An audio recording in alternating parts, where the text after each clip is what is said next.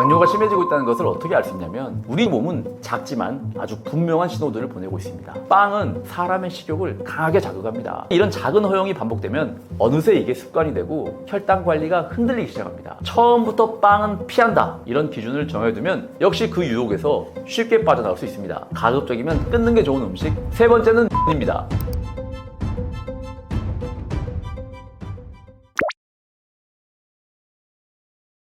당뇨가 심해지고 있다는 것을 어떻게 알 수 있냐면 가장 확실한 것은 직접 혈당을 측정하는 것입니다. 그런데 혈당 측정은 바늘로 손끝을 찔러 피를 뽑아야 하는 매우 번거로운 과정이라서 사람들이 잘 실천하지 못하세요.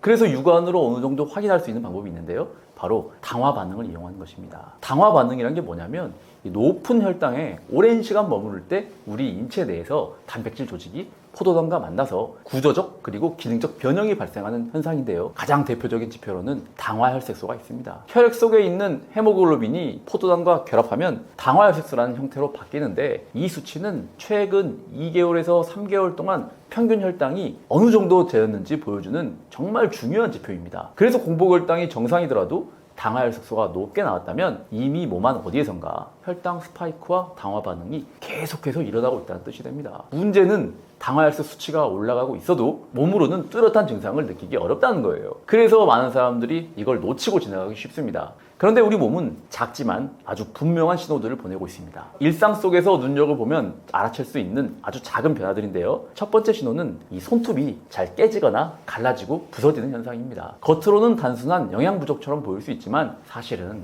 혈당이 높아지면서 손톱을 구성하는 단백질이 강화돼서 그 구조가 약해진 거로 볼 수 있습니다. 이런 경우 손톱이 쉽게 부서지거나 얇아지는 변화를 겪게 됩니다. 그리고 두 번째 신호는 바로 몸매 변화입니다. 복부는 점점 나오고 팔다리는 점점 가늘어지는 이른바 E형 체형이 대표적입니다. 이런 변화는 인슐린 저항성이 심해질 때 나타나는데요. 우리 몸의 세포는 포도당이 충분히 있어도 이를 제대로 활용하지 못해 결국 에너지가 부족한 일종의 기아 상태에 놓이게 됩니다. 세포는 이 부족한 에너지를 채우기 위해 포도당이 아닌 다른 연료를 찾게 되는데 가장 먼저 사용하는 것이 바로 지방입니다. 내장 지방을 분해해 에너지원으로 사용하려 하지만 당뇨 상태에서는 대사 기능이 제대로 작동하지 않아 지방을 충분히 연소시키지 못합니다. 결과적으로 분해된 지방은 에너지로 사용되지 못하고 다시 복부로 와서 쌓이게 되는데요. 여기에 더해 활용되지 못한 포도당까지 지방으로 전환되어 축적되면서 복부 비만이 점점 더 심해집니다. 그리고 지방 사용이 어려워지면 그 다음 연료로 그땐 단백질, 즉 근육을 분해해서 사용하기 시작합니다. 근육이 줄어들고 체력도 떨어지고 팔과 다리가 점점 가늘어지는 E형 체형으로 변하게 되는 거죠. 이런 변화는 단순한 체형 문제가 아니라 몸 안의 에너지 대사가 이미 비정상적으로 돌아가고 있다는 중요한 신호입니다. 공복혈당이 정상이라면 안심하고 계시는 분들이 많을 수 있는데요. 사실 공복혈당이 정상이면서도 당뇨병이 이미 진행되고 있는 경우가 상당히 많습니다. 이른바 숨은 고혈당이라는 건데요. 이런 상태를 알아차리는데 가장 중요한 방법 중 하나가 바로 식후 1시간 혈당을 측정해 보는 겁니다. 우리는 하루 대부분의 시간을 공복 상태가 아니라 식후 상태로 보냅니다. 그래서 식후 혈당이 얼마나 오르느냐가 건강에 훨씬 더 큰 영향을 줄 수 있습니다. 특히 혈관 건강에 가장 부담을 주는 건 공복혈당보다 식후 혈당 스파이크입니다. 혈당이 갑자기 치솟는 순간 혈관 내벽이 손상되고 염증 반응이 증가하면서 장기적으로는 심혈관 질환이나 치매, 당뇨합병증으로 이어질 수 있습니다. 그런데 이 식후혈당 스파이크는 공복혈당만으로는 잘 드러나지 않습니다. 직접 식후혈당을 측정해봐야 확인할 수 있는 문제입니다. 특히 식후 1시간 혈당이 160을 넘는다면 이미 혈당 조절에 문제가 시작된 신호일 수 있고 180을 넘는다면 혈관 손상 위험까지 고려해 보셔야 합니다. 그래서 식후 1시간 혈당은 당뇨를 조기에 발견하고 예방하는데 가장 중요한 지표 중 하나입니다. 다음과 같은 분들은 꼭 한 번쯤 식후혈당 재보시는 게 좋은데요.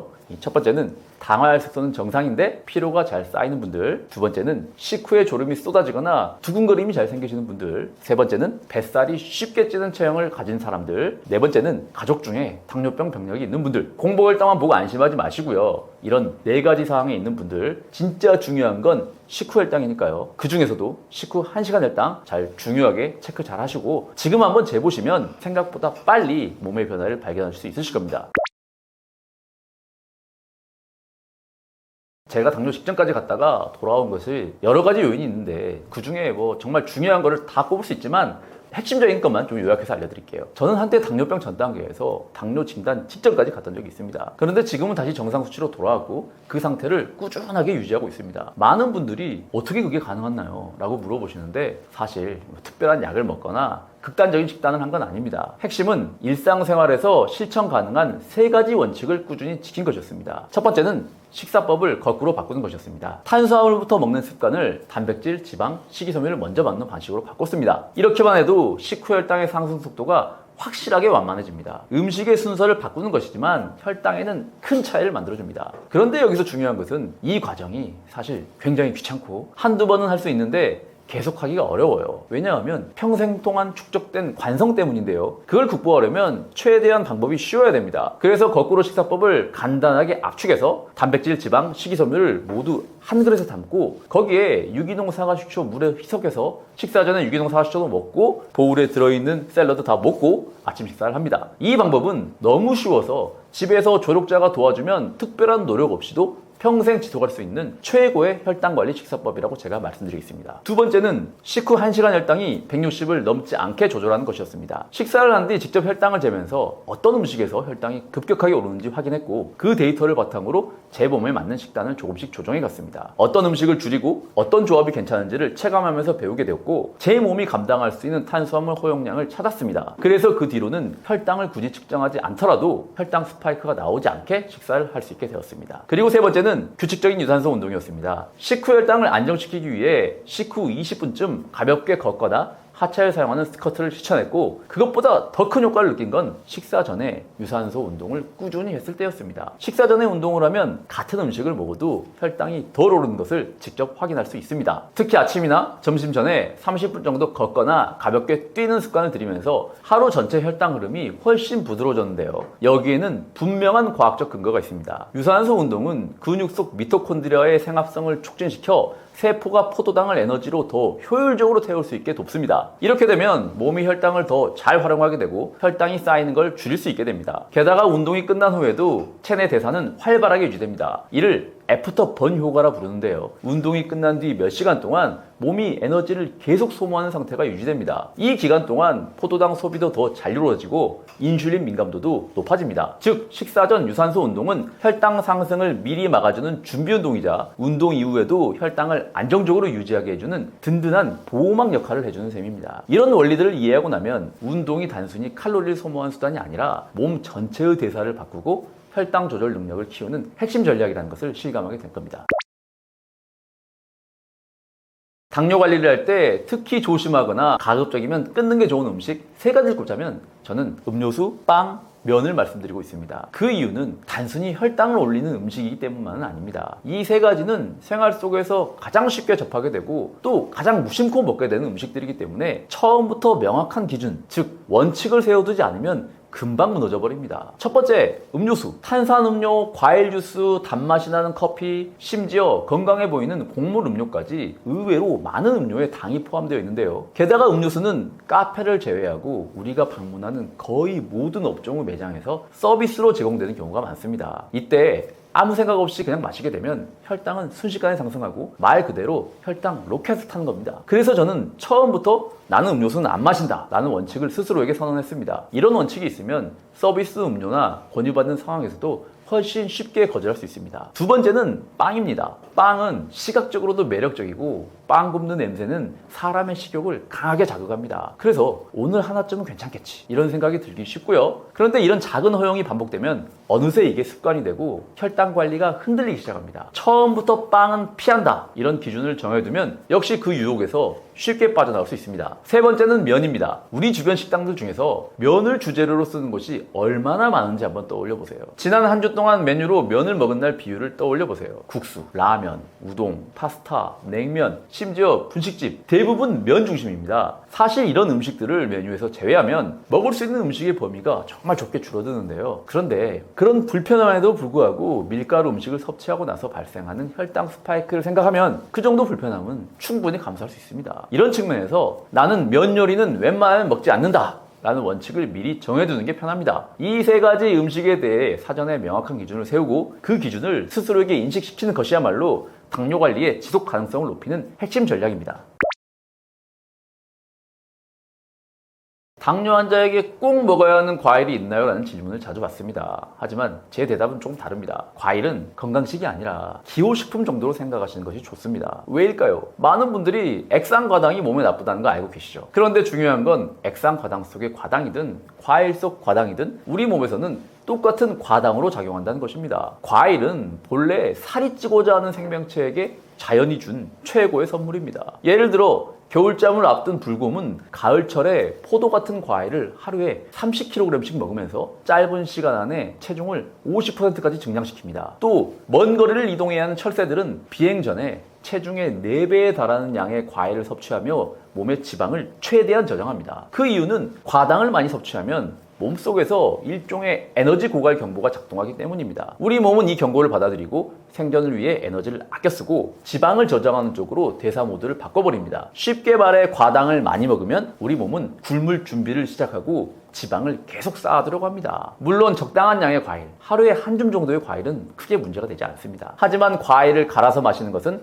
혈당 관리 측면에서 매우 불리합니다. 섬유질이 파괴되고 흡수 속도가 빨라지면서 혈당이 더 빠르고 강하게 올라가기 때문입니다. 따라서 당뇨를 관리하고 싶다면 과일은 꼭 챙겨 먹어야 하는 필수 식품이 아니라 조금씩 기호식품 정도로 여기는 것이 훨씬 더 현명한 접근입니다.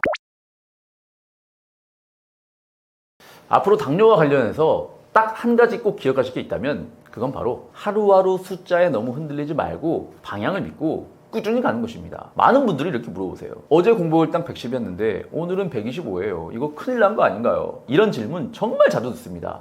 하지만 혈당은 원래 하루에도 수치가 왔다 갔다 할 수 있습니다. 잠을 잘 못 잤다거나 스트레스를 받았다거나 전날 평소보다 좀 늦게 먹었다거나 하는 이 작은 변수들에도 영향을 받을 수 있습니다. 중요한 건 그 하루의 수치가 아니라 전체적인 흐름과 방향성입니다. 제가 알려드린 방식대로 식사 순서를 조절하고 식후 혈당을 관리하고 꾸준히 유산소 운동을 한다면 속도는 조금 느릴 수 있어도 분명히 좋아집니다. 혈당 관리라는 건 단거리 경주가 아니라 시간과의 싸움입니다. 중간에 잠깐 흔들린 날이 있어도 크게 봤을 땐 방향만 잘 잡고 있다면 몸은 분명히 바뀝니다. 그러니 오늘 수치에 너무 낙장하지 마시고 꾸준히 그리고 믿고 따라와 주세요. 느리지만 반드시 좋아지는 변화, 실제로 많은 분들이 경험했고 여러분들도 그렇게 되시리라고 장담합니다.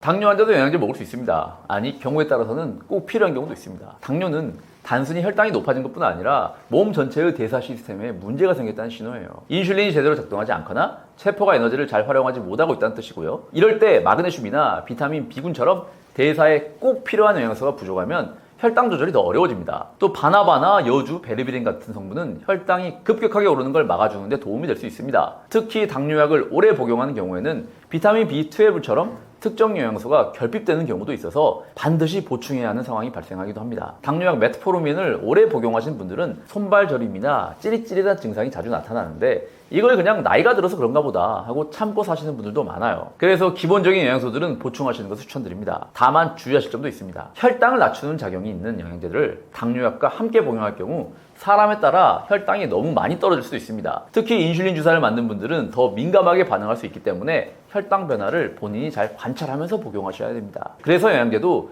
그냥 좋다더라 하고 무턱대고 먹기보다는 본인의 혈당 상태나 약 복용 여부를 고려해서 전문가와 상의하면서 선택하는 게 안전합니다.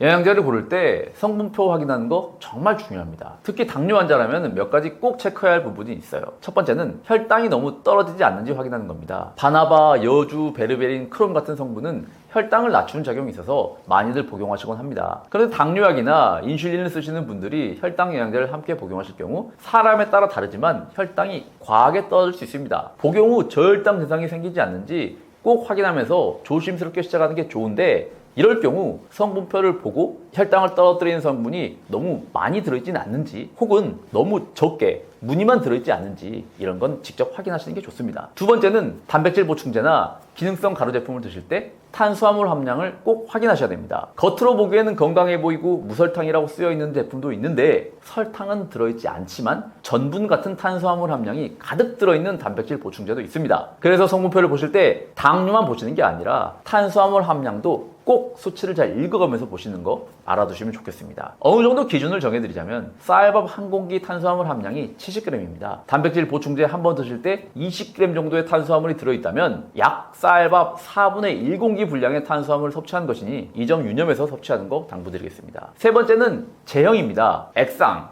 젤리, 추여물 타입 제품은 생각보다 당이 들어있는 경우가 많아서 피하시는 게 좋고요. 가능하면 정제나 캡슐 형태의 제품을 고르시는 걸 추천드립니다. 이런 제품들이 불필요한 당류나 첨가물이 적은 경우가 많습니다. 정리하자면 혈당이 과하게 떨어지지 않는지 관찰하면서 복용하고 당분 함량과 제형을 꼼꼼하게 확인하는 것이 당뇨 환자에게는 정말 중요합니다.